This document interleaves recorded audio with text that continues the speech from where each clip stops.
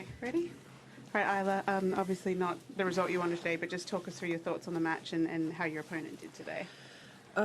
Yeah, I mean, first and foremost for me, the fact that I physically pulled up so well after my first round, and even today with some normal soreness that I had no issues, and I think I moved probably the best that I've moved in a long time.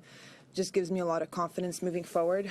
But I think the biggest difference today was that she was she had not many dips in these like hour and a half that we played, and I had quite a few cheap points that I gave her in crucial moments. And I think when you play players like her, you just can't afford that. But I also feel like the more I play matches like this, the more I'll get match tough against top players, which is really important. But at the same time, I feel like my level today was pretty high considering my match prep and everything. So as disappointed as I am, I'm really optimistic about this year. All right, who'd like first question? Okay. So you're feeling pretty good in your body again? Yeah, I'm feeling really, really good. Like, I get scared to say it because I don't want to jinx it, but I've been feeling like this the last probably week, and yeah, I just want to keep doing what I've been doing, which is a lot of gym, getting stronger, and I definitely feel like myself again a little bit, where I can actually play a match and think about tennis and not my body, so that's refreshing. Scott? Have you mapped out what you do next, or is it just a bit too early? No, I know. I'm going to Singapore after Oz Open, and then I'm going to have a bit of a training block, a couple of weeks, and then Austin, Indian Wells, and Miami, and hopefully Charleston before BJK Cup. Mm-hmm. Isla, there seemed to be a lot of positives in that match today. A couple of chances, you nearly were able to take a set off a top 12 player run. How did you see, what positives did you see in that match? Yeah, I think just, I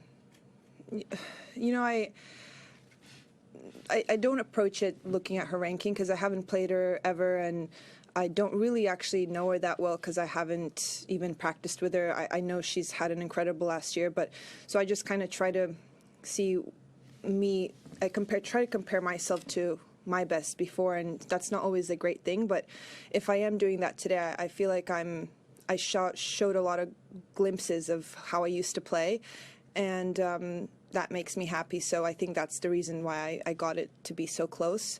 But it's also a good thing when you feel like there's still a lot to improve on, which is my physicality, moving out of the corners quicker, and just a bit of more confidence in my shots where there's a few times where I had a bit of hesitation, and I think when you're a bit more confident, you just go for it and you don't lose that momentum and just those little mistakes I've made.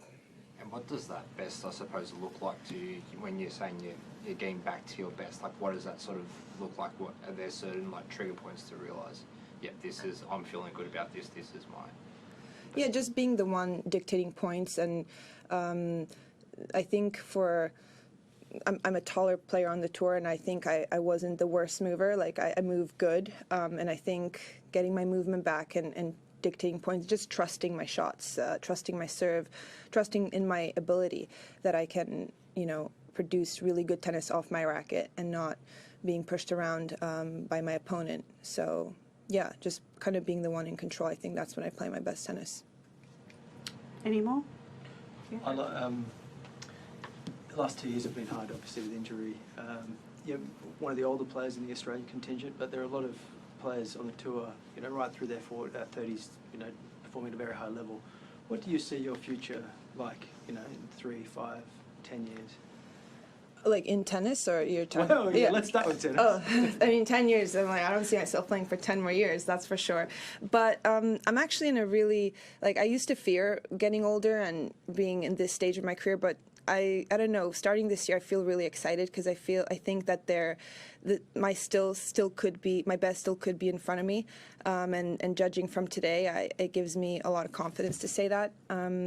But I'm also really excited about life post-tennis because I think that tennis isn't everything. It's been a huge part of my life and my main priority for all these years since I've been little, but I've also gotten older and realized that there's a world out there that I haven't also, there are a lot of things that interest me outside of the sport. So I've been able to kind of tap into that even while I'm still playing and compartmentalize that it's not just tennis all the time. So yeah, I think that I will have a second career in something. I don't know exactly what yet, but I definitely don't see myself just retiring and living like a boring kind of life. Just to ask, push you there. What are these things that you've been spending a bit of time with, compartmentalizing? Yeah, like in US Open, I did a bit of commentating, and just stuff in like, I like doing stuff on camera. I would love to like have my own TV show. I know that's a dream. I'm a dreamer. Even in tennis, I have dreams like winning a slam. But so it doesn't mean it's going to happen. But I think these are the things that interest me, and I would love to be the one interviewing other people in the future. And just I love talking to people that have done cool things in their life and picking their brains. So yeah, some stuff like that. Maybe a podcast. I don't know. But I also want to, when I do something, I want to give it my all. So now I'm just dabbling because tennis is 100% still the priority for sure for some time in the future. I don't really think about when's my time because I have way too much passion left for the game, and as long as I have that, I mean, I don't really think about the end at all. All right. Good, everyone? Okay, thank you. Thanks, all.